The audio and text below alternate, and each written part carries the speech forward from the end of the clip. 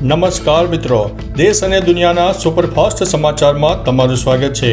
મહત્વની હેડલાઇન્સ ઉપર નજર નાખીએ તો ગુજરાતમાં શ્રાવણ મહિનાના છેલ્લા સોમવારે શિવાલયોમાં ભક્તો ઉમટી પડશે। મુખ્યમંત્રી પ્રથમ જ્યોતિર્લિંગ સોમનાથની મુલાકાત લેશે। બનાસકાંઠાના મલાણા ટોલ પ્લાઝાનો 1000થી વધુ ખેડૂતોનો કરશે વિરોધ। ગુજરાતમાં ભારે વરસાદની આગાહી અનુસાર વરસાદ થઈ શકે છે। આપના પ્રદેશ પ્રમુખ ઈસુદાન ગઢવી અને સંગઠન મંત્રી મનોજ સોરઠિયા પ્રેસ કોન્ફરન્સ કરશે। હવામાન વિભાગની મુશળધાર વરસાદની આગાહી। ગુજરાતમાં અને મહારાષ્ટ્ર સહિત દેશના અનેક રાજ્યોમાં એલર્ટ આપી દેવામાં આવ્યું છે।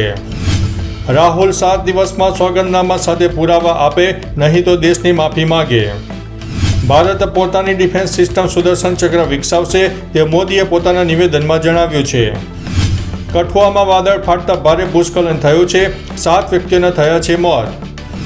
ભાવનગર સોમનાથ હાઈવે પરથી વિદેશી દારૂ ભરેલ આઈસર સાથે એક શખ્સને ઝડપી પાડવામાં આવ્યો છે।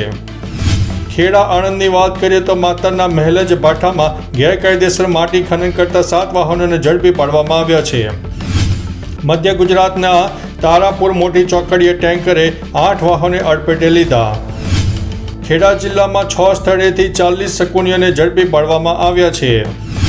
બલદાણા પાસે 1.79 કરોડનો દારૂ ભરેલી ટ્રક સાથે 2 શખ્સને ઝડપી પાડવામાં આવ્યા છે। સુરેન્દ્રનગરમાં જિલ્લામાં ફરીથી વરસાદી માહોલ। જન્માષ્ટમીએ દસાડામાં 2 ઇંચ વરસાદ નોંધાયો છે।